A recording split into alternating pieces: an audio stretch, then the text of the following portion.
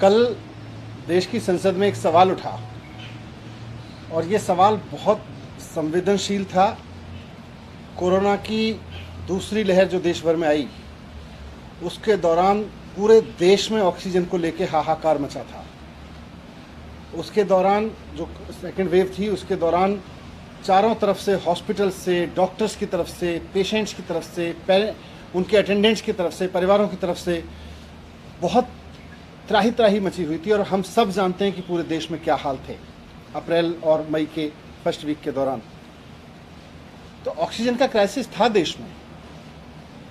और कल जब देश की संसद में सवाल उठा तो केंद्र सरकार ने बहुत ही बेशर्मी से देश की संसद में एक सफेद झूठ बोला कि पूरे देश में ऑक्सीजन से कोई मौत नहीं हुई है। केंद्र सरकार को यह सोचना चाहिए कि अप्रैल के लास्ट वीक में 15 अप्रैल के बाद से 15 अप्रैल से 5 या 10 मई तक के बीच में जो देश में हालात थे, उसमें ऑक्सीजन का मिसमैनेजमेंट केंद्र सरकार की ओर से हुआ था। और केंद्र सरकार के ऑक्सीजन मिसमैनेजमेंट की वजह से देश में हॉस्पिटल्स में त्राही त्राही मची थी। और कोई बड़ी वजह नहीं है कि बहुत सारी जानें उस दौरान ऑक्सीजन की कमी की वजह से पूरे देश में गई थी। दिल्ली में मैं ऑक्सीजन का मैनेजमेंट देख रहा था, मैं सरकार में काम कर रहा था।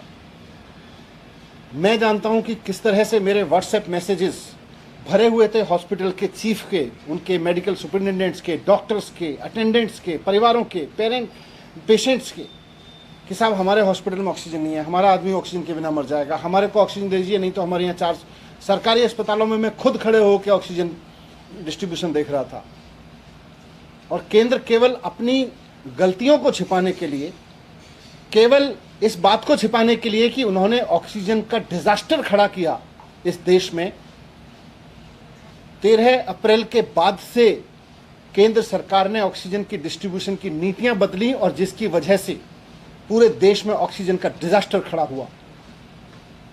वो बंद कमरों में बैठ के बनाई गई नीतियां थी जिनकी वजह से पूरा का पूरा ऑक्सीजन डिस्ट्रीब्यूशन सिस्टम चौपट हो गया। ये केंद्र सरकार की जिम्मेदारी थी। केंद्र सरकार को ये जिम्मेदारी अपने सर पे लेनी पड़ेगी और लोग जानते हैं कि केंद्र सरकार ने इसको मैसअप किया था। लेकिन कल जिस बेशर्मी से झूठ बोला केंद्र सरकार ने संसद में, और आज उस बेशर्मी को और अंडरलाइन करने के लिए भारतीय जनता पार्टी के प्रवक्ता और नेता, सीनियर नेता संबित पात्रा जी आए प्रेस कॉन्फ्रेंस करने।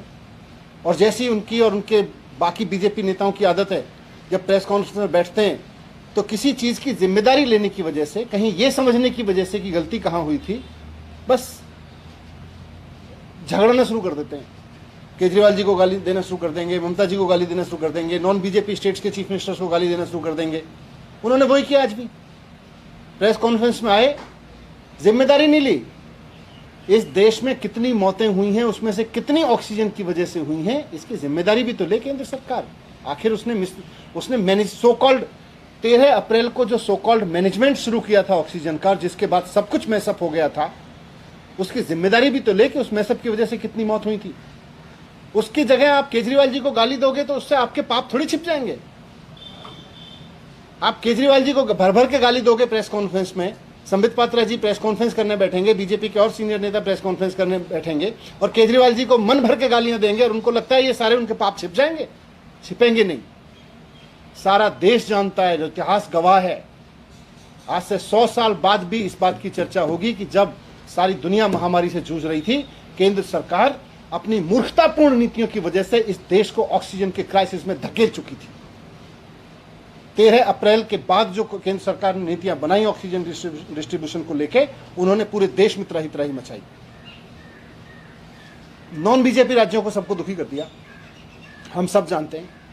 मैं खुद बात कर रहा था कि किस तरह से ऑक्सीजन का क्राइसिस हुआ है, कहां से कहां की ऑक्सीजन कहां भेज दी, कहां की ऑक्सीजन कहां भेज दी, किसी को दूर से दे दी, किसी को पास से दे दी। ये सारा मिसमैनेजमेंट कर दिया केंद्र सरकार ने उस दौरान। और जब दिल्ली सरकार ने ये जिम्मेदारी लेते हुए कि हाँ ऑक्सीजन से मौत हुई लगती है, हमें इस बात की जांच करनी चाहिए, मुख्यमंत्री जी ने कहा कि ये जिम्मेदारी लेते हुए सरकार, अगर किसी परिवार के किसी मरीज की मौत ऑक्सीजन की कमी से हुई है तो सरकार 5 लाख रुपए का मुआवजा लेगी और जिम्मेदारी लेगी और जिम्मेदारी फिक्स भी करेगी। तो केंद्र सरकार पीछे हट गई, बल्कि अरविंद केजरीवाल जी के उस काम में रोड़े अटकाने लगी। अरविंद केजरीवाल जी ने कहा कि हम एक कमेटी बना रहे हैं जो एक एक मौत की जांच करेगी, ऑक्सीजन की कमी से हो रहे मौत के आरोपों की जांच करेगी और उसके बाद तय करेगी कि कहाँ किसकी गलती की वजह से वहाँ ऑक्सीजन की कमी हुई। तो सब केंद्र सरकार को लगा कि इसमें तो हमारी जिम्मेदारी तय हो जाएगी, हमने जो सो कॉल्ड मिसमैनेजमेंट किया है वो मिसमैनेजमेंट साबित हो जाएगा, डिजास्टर साबित हो जाएगा। तो केंद्र सरकार ने दिल्ली सरकार द्वारा बनाई गई जो कमेटी थी उसको बनाने नहीं दिया, उन्होंने एलजी से उसको रुकवा दिया। और मैंने इसको प्रेस कॉन्फ्रेंस करके कहा था, लगभग 1 महीना पहले मैंने प्रेस कॉन्फ्रेंस करके इस बात को कहा था कि केंद्र सरकार की मंशा दिल्ली सरकार की कमेटी को भंग करने के पीछे, उसको नहीं बना देने के पीछे यही है कि वो ऑक्सीजन की मौतों से हुए सच को छिपाना चाहती है। और आज वही कर रहे हैं ये लोग, देश की संसद में खड़े होकर साफ झूठ बोल रहे हैं। अगर हिम्मत है और अगर आप सच पे पर्दा नहीं डालने की कोशिश कर रहे हैं और अगर आप चाहते हैं कि ऑक्सीजन से हुई मौत में सही मायने में जांच हो और जिम्मेदारी तय हो, तो जो कमेटी राज्य सरकार बना रही थी दिल्ली की, उसको बनाने दीजिए, हम जांच करवाएंगे। वो कमेटी इंडिपेंडेंट जांच करेगी और कमेटी इंडिपेंडेंट जांच करके बताएगी कि ऑक्सीजन की वजह से मौत हुई थी कि नहीं हुई थी। आप कमेटी बनाने नहीं देते हो, आप जांच होने नहीं देते हो और आप कहते हो देश में ऑक्सीजन से मौत नहीं हुई, हमें राज्य सरकारें भी कह रही हैं। आप आंकड़े सामने नहीं आने देते हो, फिर कहते हो आंकड़े नहीं है हमारे पास, आंकड़े नहीं दिए राज्य सरकारों ने। आप राज्य सरकारों को आंकड़े जुटाने तो दो। दिल्ली में एक एक वो मौत जो ऑक्सीजन की वजह से हुई लगती है, हर मौत की जांच करवाएगी दिल्ली सरकार, इंडिपेंडेंट जांच करवाएगी दिल्ली सरकार। और हमने पहले भी कहा था, फिर कह रहे हैं, इस तरह से नहीं कि आप खड़े होकर कह दीजिए कि नहीं दिल्ली सरकार ने आंकड़े नहीं दिए, राज्य सरकारों ने आंकड़े नहीं दिए, दीदी ने आंकड़े नहीं दिए, महाराष्ट्र ने आंकड़े नहीं दिए। झूठ मत बोलिए, आप आंकड़े इकट्ठा नहीं करने दे रहे हैं, आप आंकड़े जुटाने नहीं दे रहे हैं। आप चाहते हैं कि ऑक्सीजन से हुई मौत के आंकड़े लोगों के सामने ना आए, क्योंकि अगर ऑक्सीजन से हुई मौत के आंकड़े सामने आए तो केंद्र सरकार की बदइंतजामी और केंद्र सरकार ने इस बदइंतजामी से जो डिजास्टर पैदा किया ऑक्सीजन की वजह से, ऑक्सीजन की कमी की वजह से, वो सब सामने आ जाएगा। मैं कहना चाहता हूं कि मोदी जी डर क्यों रहे, मोदी जी झूठ क्यों बोल रहे हैं संसद में। जब देश के लोग तड़प रहे थे, जब परिवार तड़प रहे थे, उनकी तड़प मोदी जी को दिखाई नहीं देती। आपकी सरकार बेशर्मी से कह देती है जाके संसद में कि साहब देश में ऑक्सीजन की कोई मौत नहीं हुई। आपका दिल कैसे करता है मोदी जी ये कहने के लिए? थोड़ा सोचिए इस बारे में। सर, बीजेपी जो है वो अब जो संबित पात्रा है, उन्होंने कहा कि आप लोगों ने हाई कोर्ट में एक रिपोर्ट दी हॉस्पिटल की जिसमें 21 लोगों की मौत हुई थी, जयपुर हॉस्पिटल की।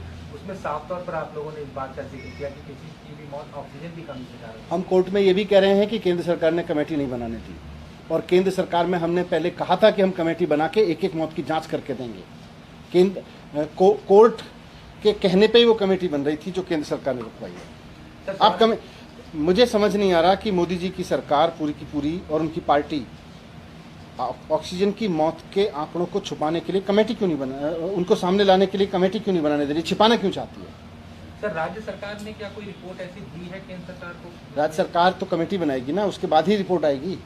तो आप लोगों ने कोई ऐसी रिपोर्ट अभी तक नहीं दी जिसमें मौत की ऑक्सीजन की कमी से? नहीं, अभी तो सरकार के पास भी कोई डेटा नहीं है। आज की तारीख में आप पूछोगे, मेरे पास में कोई डेटा नहीं है।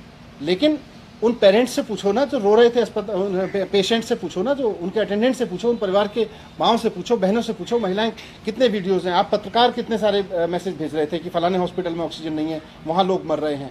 कितने सारे डॉक्टर्स ने मेरे पास में, उन डॉक्टर से पूछो जो रो रहे थे, अपने मरीजों को तड़पते हुए देख रहे थे, उनसे पूछो। और उनसे पूछना चाहते हैं, हम चाहते हैं कि इस पर इंडिपेंडेंट जाँच हो।